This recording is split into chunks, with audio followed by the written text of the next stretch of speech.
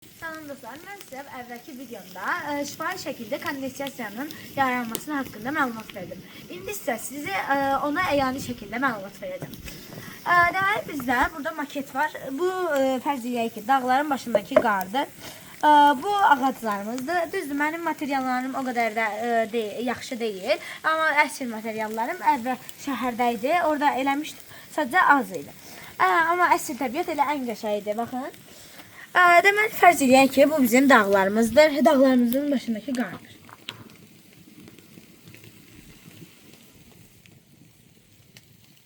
Fərz edək ki, bu dağlarımızın başındakı qardır. Bu da ağaclardır. Deməli, qışda dağların başına qar yağır. O qar yazda, yəni məsəl üçün elə biz odu da yaz kimi düşünsək, elə yazdakı günəş kimi düşünsək, o günəş dağların başındakı qarları əridəcək. Baxın, artıq biraz əriməyə başlayıb.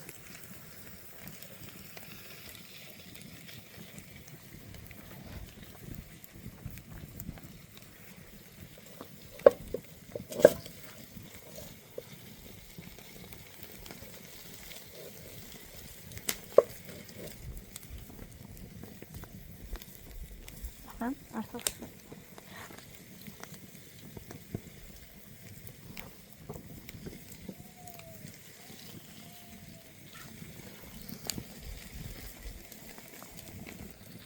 Deməli, baxın, indi artıq dağların başındakı qar əridi və oradan dənizlərə töküləcək, gölməçələr yaradacaq. Baxın, elə bunu da biz gölməçə kimi fərz eləməliyik.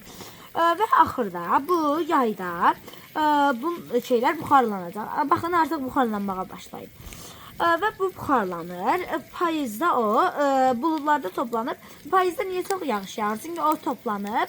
Məsələn, indi mən sizə onu göstərmək istəyirəm o yağışı da. Bunu mən indi qoyacağım. Bu artıq orada buxarlanır. Deməli, mən indi burada istəyirəm qapağı qoyum. Bunun üstü qardır, amma içi tərtəmizdir. Baxın, bu tərtəmizdir və soyuqdur. Mən bunu bura qoyandan sonra axırda görəcəyik ki, bunun içindən su damcılayacaq. Və bu su olmayacaq. Bu artıq orada su buxarlanıb, orada dəyib mayaya çevriləcək. Bu kondensasiya adlanır. Baxın, buxar dəydi indi. Birazdan baxın.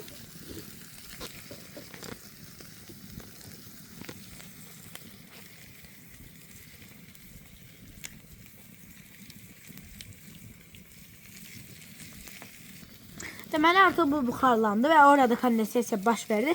Artıq bunun içindən damcılar axmağa başlayacaq. Baxın. Baxın. Su da artıq. Bu içindəki sudur. Amma bu su deyil də. Bu kondensasiyadır. Baxın. Artıq, yəni bu izdə sudur. Deməli ki, biz gördük ki, qışda da təzdən dağların başına təzdən qar yağıb, beləcə su dövran edir. Deməli biz, baxın, buxar artıq, deməli nə qədər buxar oldu. Bu buxar yayda buxarlanır və payızda yağışa çevrilir. Deməli biz öyrəndik ki, biz nə qədər, düzdür, əslində suya biz qənaət etməliyik, amma yenə də biz əgər az istifadə edəsək, yəni bu bitməyəcək. Çünki bu dövran edir, bu su dövranı adlanır. Sağ olun.